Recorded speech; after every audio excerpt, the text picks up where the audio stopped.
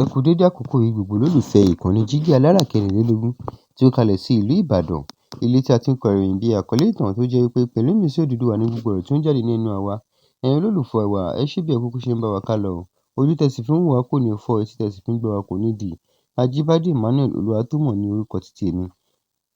Ìròyìn tí mo mú wá fún yín lónìí ni obìnrin kan kú sí ilé ìjọsìn ní ìpínlẹ̀ Ọ̀ṣun. Àlàyé rèé ní ẹ̀kúnrẹ́rẹ́. Ìbànújẹ́ ti bo apá kan ní ìpínlẹ̀ Ọ̀ṣun lẹ́yìn tí wọ́n rí òkú obìnrin kan nínú ṣọ́ọ̀ṣì tí ọwọ́ rẹ̀ kan sì ti gé kúrò. Ìṣẹ̀lẹ̀ náà ti fa ìbẹ̀rù láàrin àwọn olùgbé agbègbè náà tí wọ́n ń béèrè ohun tó ṣẹlẹ̀ àti ẹni tó lè ní ọwọ́ nínú ikú obìnrin náà. Gẹ́gẹ́ bí àkọlé ìròyìn náà ṣe sọ, wọ́n rí obìnrin náà tí kò sí láyé mọ́ nínú ṣọ́ọ̀ṣì.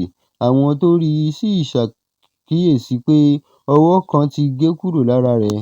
Lẹ́yìn tí ìṣẹ̀lẹ̀ náà dé etí àwọn aláṣẹ ààbò bẹ̀rẹ̀ sí ń ṣe ìwádìí láti mọ ohun tó ṣẹlẹ̀ gan-an. Ọ̀rọ̀ náà ti fa ìbànújẹ́ púpọ̀ nítorí pé ṣọ́ọ̀ṣì jẹ́ ibi tí àwọn ènìyàn máa ń lò láti wá àlàáfíà àti gbàdúrà. Nítorí náà, rírí òkú ènìyàn ní irú ibi bẹ́ẹ̀ ti mú kí ọ̀pọ̀ ènìyàn bẹ̀rù. Àwọn aráàlú ń retí pé àwọn ọlọ́pàá yóò ṣe ìwádìí tó péye kí wọ́n sì mọ ẹni tí obìnrin náà jẹ́, bí ó ṣe kú àti ẹni tí ó ṣe iṣẹ́ láabi náà. Wọ́n tún ń retí pé àwọn ẹ̀rí tó wà ní ibi tí wọ́n ti rí òkú náà yóò ran àwọn ọlọ́pàá lọ́wọ́ láti mọ ohun tó ṣẹlẹ̀. Àwọn aláṣẹ tún máa ń gba àwọn aráàlú níyànjú pé kí wọ́n má ṣe tan àwọn ìròyìn tí kò jẹ́rìí kà. Wọ́n ní ó ṣe pàtàkì kí àwọn ènìyàn dúró de ohun tí ìwádìí ọlọ́pàá yóò fi hàn. Títí di àsìkò tí à ń ṣe àkójọ ìròyìn yìí, ó yẹ kí a má ṣe sọ ẹnìkan pé òun ló pa obìnrin náà tàbí pé ìdí kan pàtó ló wà lẹ́yìn ikú rẹ̀ títí àwọn aláṣẹ yóò fi jẹ́rìí sí i.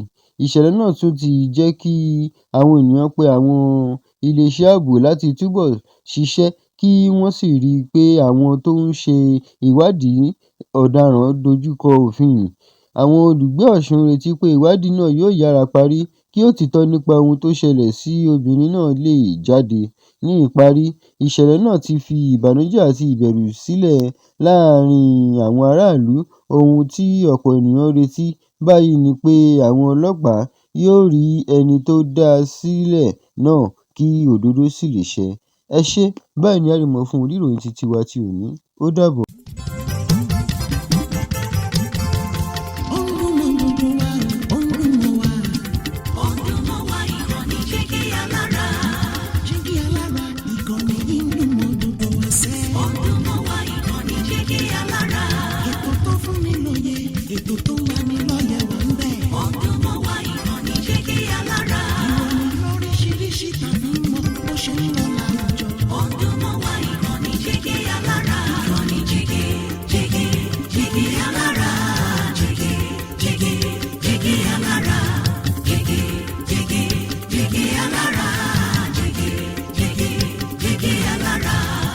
Ìkànnì Jígí Alára kẹrìnlélógún, bàbá gbogbo.